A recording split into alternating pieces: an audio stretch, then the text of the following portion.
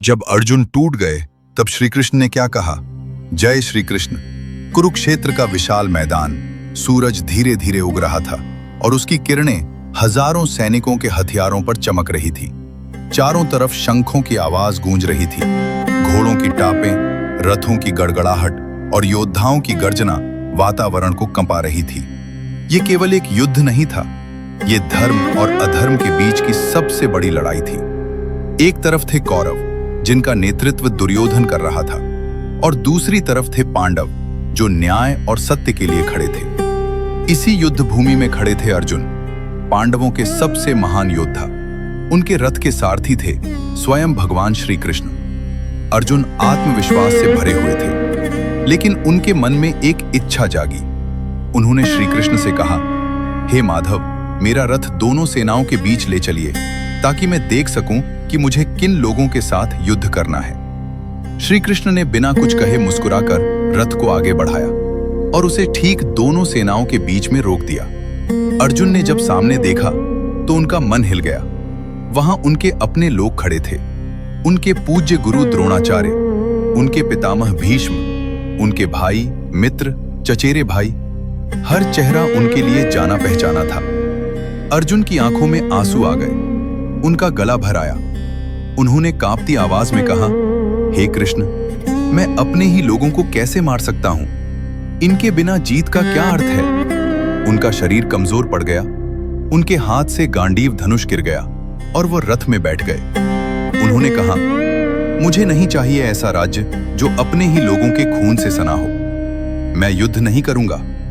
ये वही अर्जुन थे जो कभी युद्ध से पीछे नहीं हटे, लेकिन आज वो टूट चुके थे।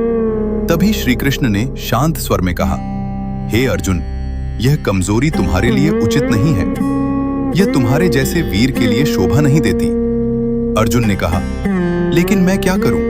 मेरा मन भ्रमित हो गया है। श्री कृष्ण बोले, तुम जिस दुख में डूबे हो वह अज्ञान के कारण है। तुम उन लोगों के लिए शोक कर रहे हो जिनके लिए शोक करना उचित नहीं है। ज्ञानी न तो जीवित के लिए शोक करता है और न ही मृत के लिए। अर्जुन ध्यान से सुनने लगे। श्री कृष्ण ने आगे कहा, आत्मा न कभी जन्म लेती है और न कभी मरती है। यह अजर है, अमर है, अविनाशी है। जिस प्रकार मनुष्य पुराने वस्त्र त्याग कर नए वस्त्र धारण करता है, वैसे ही आत्मा पुराने शरीर को छोड़कर नया शरीर धारण करती है। अर्जुन का मन थोड़ा शांत हुआ, लेकिन उनके मन में अभी भी प्रश्न थे।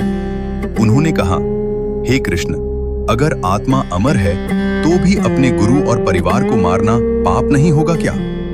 श्री कृष्ण मुस्कुराए। उन्होंने कहा, हे अर्जुन, तुम्हारा कर्तव्य एक क्षत्रिय का है। धर्म की रक्षा करना ही तुम्हारा धर्म है।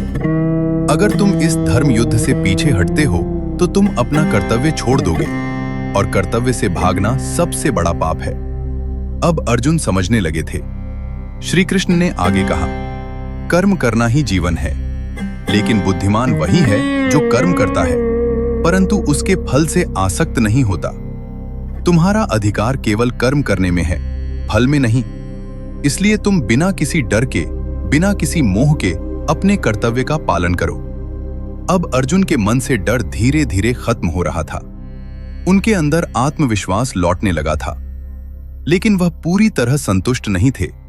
उन्होंने कहा, हे कृष्ण, आप कहते हैं कि आप परम सत्य हैं, तो मुझे अपना दिव्य रूप दिखाइए। तभी श्री कृष्ण ने अर्जुन को दिव्य दृष्टि दी और अपना विराट रूप प्रकट किया। अर्जुन ने जो देखा वह शब्दों में नहीं बताया जा सकता। उन्होंने देखा, पूरा ब्रह्मांड श्री कृष्ण के भीतर समाया हुआ है। अनगिनत मुख, अनगिनत नेत्र, अनगिनत हाथ, हर दिशा में वही थे। जीवन भी वही, मृत्यु भी वही, समय भी वही। अर्जुन यह देखकर स्तब्ध रह गए। उनके शरीर में कंपकंपी होने लगी। उन्होंने हाथ जोड़कर कहा, हे प्रभु, आप ही सब कुछ हैं। मैं आपको बार बार प्रणाम करता हूं। अब अर्जुन पूरी तरह बदल चुके थे। उनका मोह समाप्त हो गया था, उनका डर खत्म हो चुका था। उन्होंने अपना गांडीव उठाया और दृढ़ स्वर में कहा, हे कृष्ण, अब मैं आपकी आज्ञा का पालन करूंगा। मैं युद्ध करूंगा। यही है भगवत गीता का सार। जीवन में कितनी भी कठिनाई क्यों ना आए, हमें अपने कर्तव्य से पीछे नहीं हटना चाहिए। डर, मोह और भ्रम को त्याग कर सत्य और धर्म के मार्ग पर चलना ही सच्चा जीवन है। जय श्री